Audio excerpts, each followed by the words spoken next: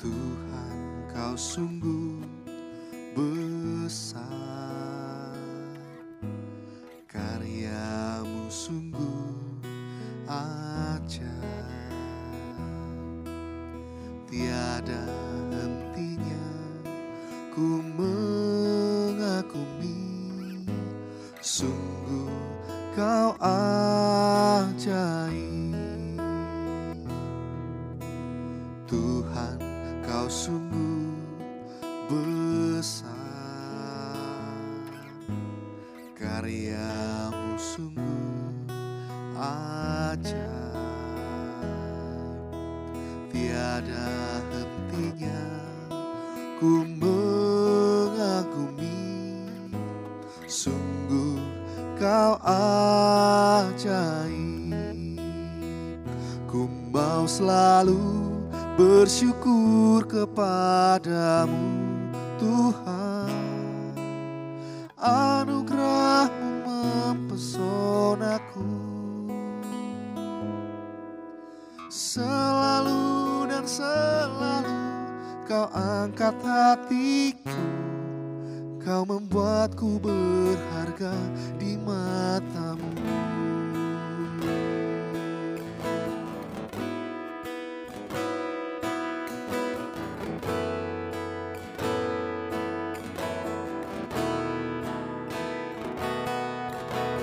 Tuhan, Kau sungguh besar,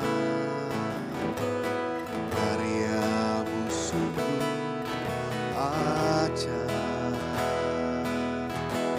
tiada hentinya ku mengagumi, sungguh Kau ajaib.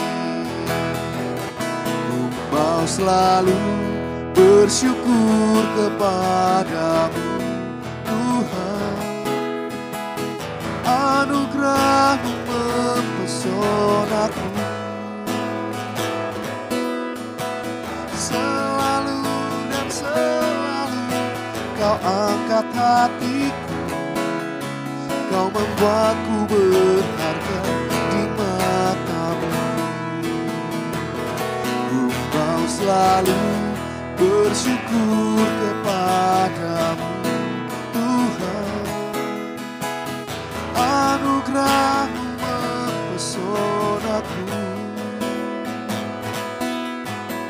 selalu dan selalu Kau angkat hatiku, Kau membuatku berharga di mata-Mu.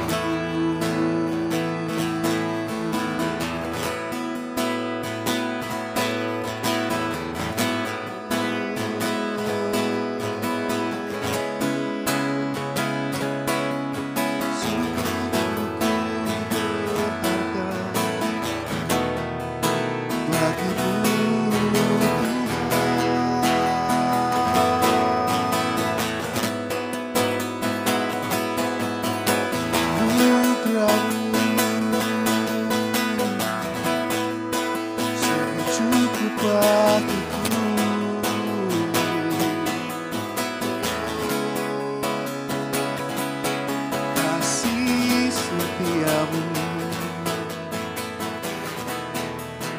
itu cukup bagiku.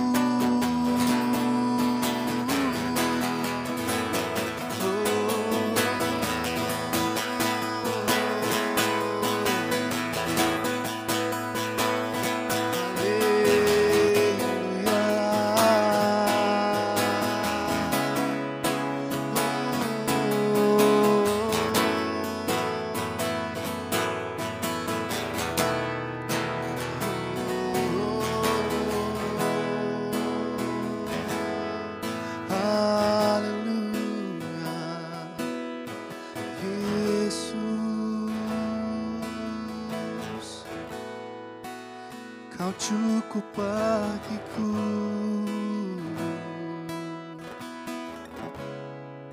tiada yang ku ingini selain Engkau, Tuhan. Terima kasih Yesus, kasih.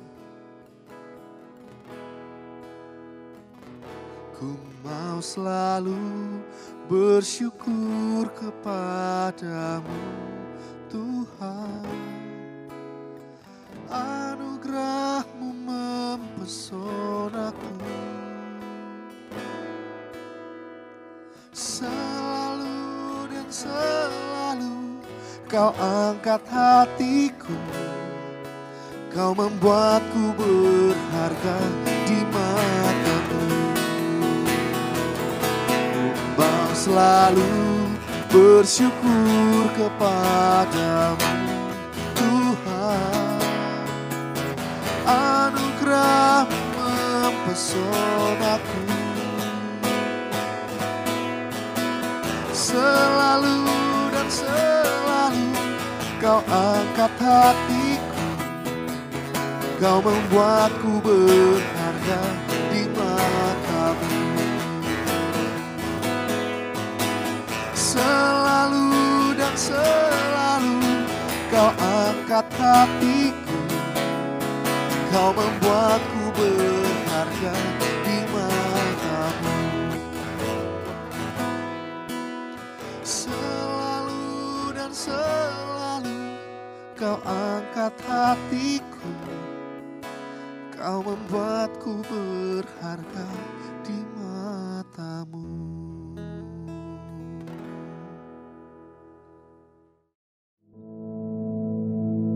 Our Father, which art in heaven, hallowed be thy name.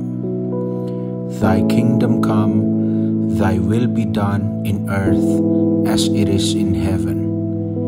Give us this day our daily bread, and forgive us our debts, as we forgive our debtors. And lead us not into temptation, but deliver us from evil. For thine is the kingdom, and the power, and the glory, forever. Amen.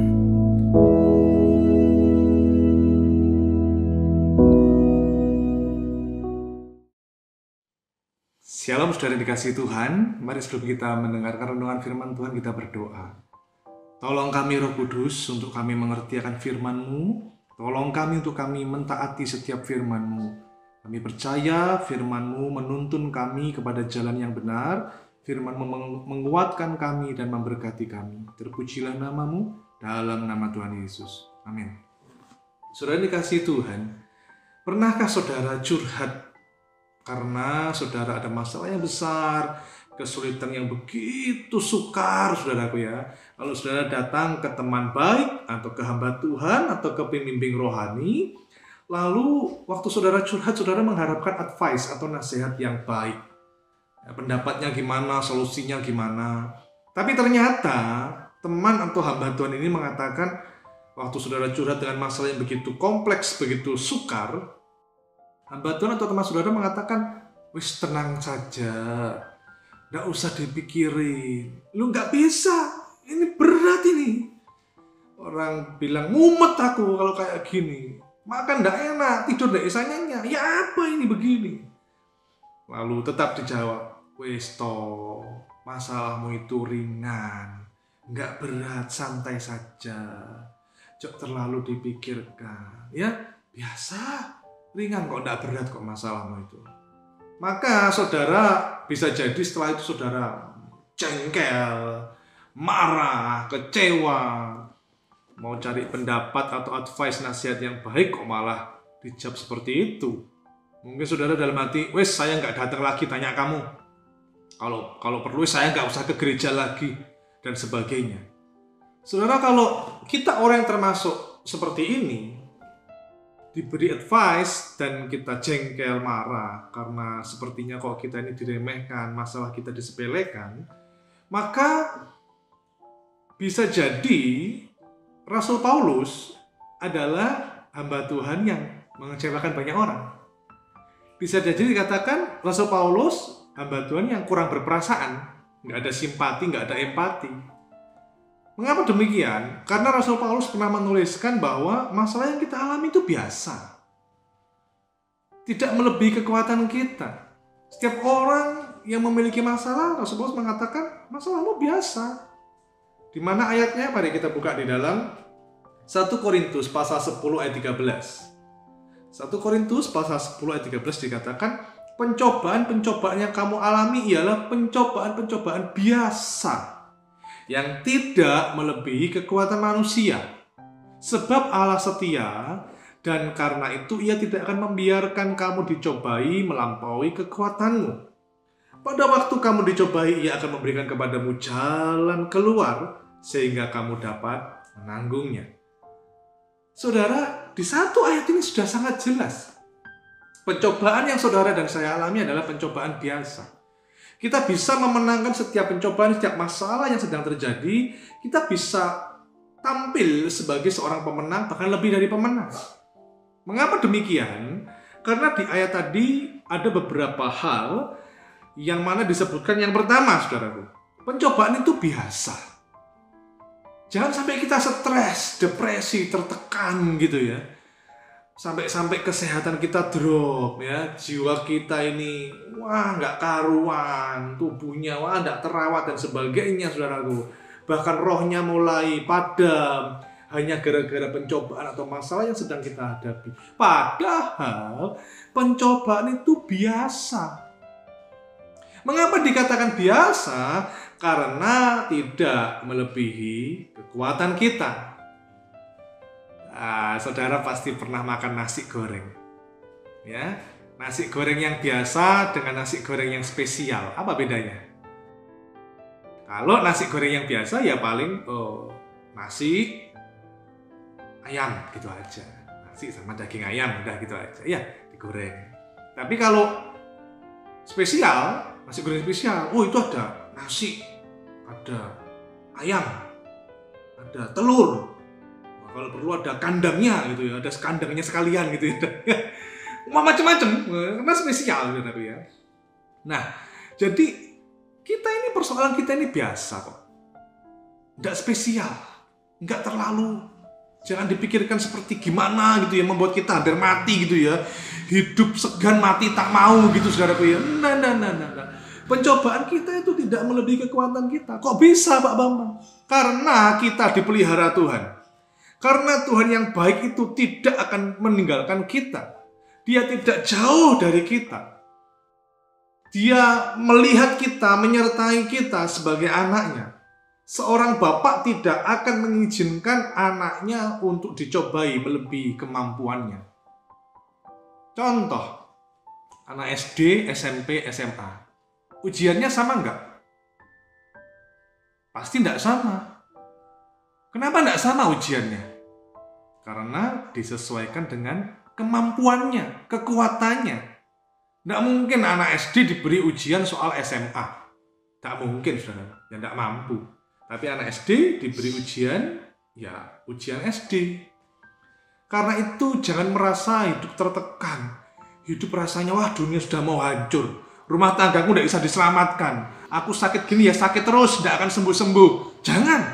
Keuanganku sudah amburadul, sudah hancur sekalian. Jangan. Kita punya Tuhan yang hidup. Tuhan yang berkuasa. Dia Bapa yang baik, Dia di dekat kita. Jangan kalah dengan pencobaan. Kenapa? Karena pencobaan itu biasa.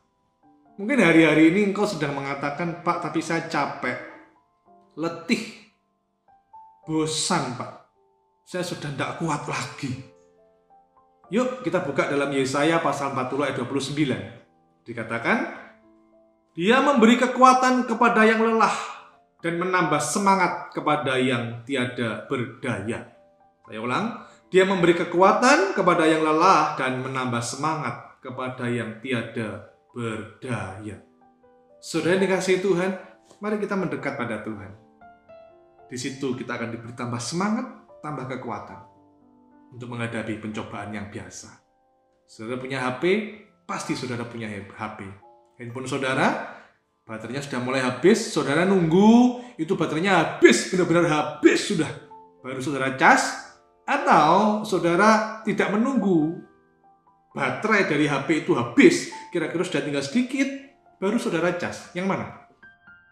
Pasti kita tidak menunggu baterainya benar-benar habis, sudah habis sampai HP-nya mati sendiri gitu ya. Wah, sampai susah dibangkitkan gitu ya. Enggak, kita akan melihat begitu baterainya sudah berkurang ini, sudah tinggal dikit, ya dicas supaya baterainya full power lagi. Kalau engkau hari-hari ini capek, engkau letih dengan persoalanmu, yuk datang pada Tuhan, minta kekuatan dari Tuhan, tambah semangat. Saya percaya Tuhan memberi kita kekuatan ekstra untuk menghadapi pencobaan yang biasa. Yang kedua, saudara, dikatakan tadi bahwa Allah itu setia. Sebab Allah setia dan karena itu Ia tidak akan membiarkan kamu dicobai melampaui kekuatanmu. Kita bisa memenangkan pencobaan bukan karena kekuatan kita, hikmat kita, kekayaan kita, jabatan kita. Bukan. Tapi apa? Karena ada yang menyertai kita, dan yang menyertai adalah Allah. Allah itu setia. Setianya untuk apa? Untuk tidak membiarkan kita dicobai melampaui kekuatan kita. Dia ada di dekat kita, dia ada di dalam kita, roh di dalam kita lebih besar dari roh yang ada di dunia ini. Sehingga Tuhan tidak sekali-kali mengizinkan pencobaan itu melampaui kekuatan kita. Dia setia. Saya ingat waktu anak saya pertama, kira-kira balita gitu ya. Nah, waktu itu kita di supermarket yang cukup besar, saudaraku. Lalu anak saya ini lari sana, lari sini, lari sana, lari sini. Lalu saya hendak memberi dia pelajaran. Sehingga saya dan istri sepakat untuk berpura-pura menjauh dari dia, meninggalkan dia. Awalnya dia tidak sadar bahwa tidak ada mama papa di sekelilingnya. Tapi begitu anak saya pertama yang masih balita ini sadar loh, mama papa mana? Dia cari ke sana kemari, tidak ketemu. Dia ke sana, kan tuh supermarketnya begitu luas. Cari ke sana nggak ketemu. Dia masuk ke sana nggak ketemu. Dia mulai lari ke sana kemari, nggak ketemu. Padahal sembari dia mencari mama papahnya, yaitu mencari saya dan istri saya dari kejauhan mengamati dia. Tidak sekali-kali saya meluputkan pandangan saya kepada dia. Saya amati dari jauh. Kalau anak saya lari ke sana, saya kejar. Saya kejar dari kejauhan, saya lihat lagi. Gimana responnya? Dia masuk ke lorong ini. Dia masuk ke penjualan ini. Saya cari juga, saya dari jauh saya lihat. Tidak sekali-kali saya meluputkan pandangan saya terhadap keberadaannya. Hingga suatu saat anak saya mulai terseduh-seduh, dari kejauhan saya lihat dia sudah agak mulai menangis. Lalu saya mendekati dari belakang dan saya peluk dia. Saya gendong dia. Sejak itu saya memberi nasihat, jangan jauh ya dari mami dedi. Dan dia mengerti, saudara. Mama papanya tidak pernah meninggalkan dia. Selalu saya pantau. Allah itu setia. Dia tidak pernah jauh dari kita. Dia justru sebenarnya dia dekat dengan kita. Kita yang seringkali menjauh dari dia. Saudaraku, di dalam Matius pasal 28 ayat 20 dikatakan, Allah itu setia. Dia menyertai kita senantiasa. Matius pasal 28 ayat 20. Dia menyertai kita senantiasa sampai akhir zaman. Tidak ada waktu di mana Tuhan tidak menyertai orang percaya. Tidak ada. Selalu kesetiaannya untuk membentengi kita. Dia yang boleh menentukan, menyetujui, menstempel gitu ya. Ini melampaui kekuatan kita. Tidak diizinkan pencobaan itu ada. Tapi kalau tidak melebihi kemampuan kita, diizinkan. Tapi begitu diizinkan, dia tidak meninggalkan kita. Dia terus, dia menggendong kita, dia memelihara kita. Saudaraku, kesetiaan Tuhan itu tidak terbatas waktu. Kesetiaan Tuhan tidak melihat siapa kita. Oh, kalau orangnya pelayanan di mimbar disertai Tuhan. Enggak, saudara. Kesetiaan kita tidak mempengaruhi kesetiaan Tuhan. Justru dikatakan, saat kita tidak setia pun, Tuhan tetap setia.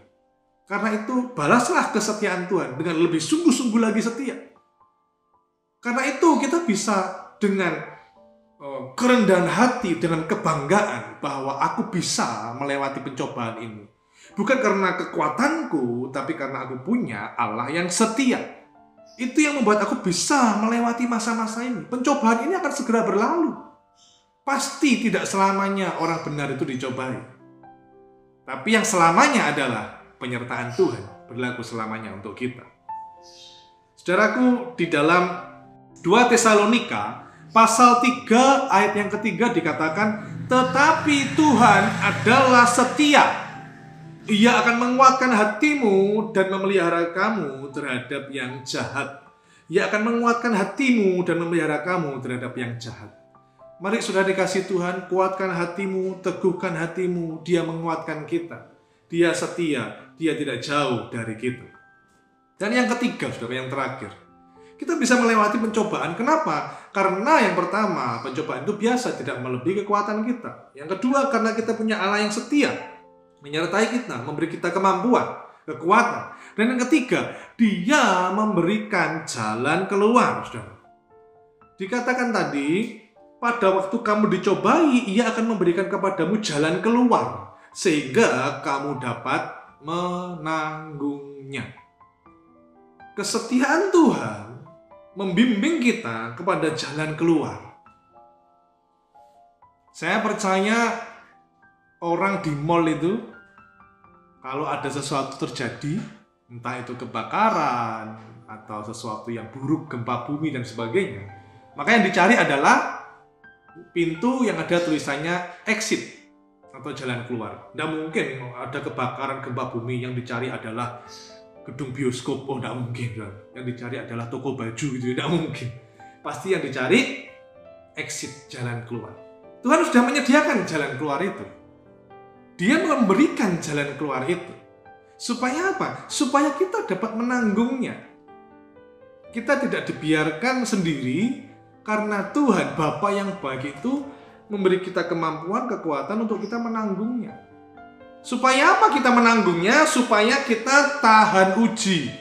Lalu kalau kita tahan uji, kita dapat apa? Kita mendapatkan mahkota kehidupan. Yakobus pasal 1 ayat 12 dikatakan, berbahagialah orang yang bertahan dalam pencobaan. Sebab apabila ia sudah tahan uji, ia akan menerima mahkota kehidupan yang dijanjikan Allah. Perhatikan, yang menjanjikan adalah Allah sendiri kepada barang siapa yang mengasihi Dia. Saudara, setia kepada Tuhan, mendekat kepada Tuhan, minta kekuatan baru dari Tuhan. Pencobaan yang kita alami biasa, kita punya Tuhan yang luar biasa. Kita ini orang biasa, pribadi yang biasa, kita punya Tuhan yang maha kuasa. Dia memberikan jalan keluar sesuai dengan waktunya, selalu yang terbaik. Jalan keluar yang di luar nalar kita, jalan keluar yang tidak bisa kita pikirkan. Karena memang perbuatannya, memang caranya itu tak terbatas. Caranya itu memang unik dan ajaib. Itulah Allah kita. Di ayat terakhir, Ibrani pasal 2 ayat 18 dikatakan, sebab oleh karena ia sendiri telah menderita karena pencobaan, maka ia dapat menolong mereka yang dicobai.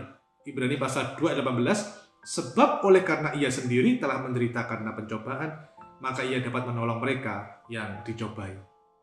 Bersukacitalah, berbahagialah, bukan karena pencobaan itu, bukan, tapi berbahagialah, bersukacitalah, karena kita punya Allah yang setia, yang memberi kita kemampuan, kekuatan, yang memberi kita jalan keluar.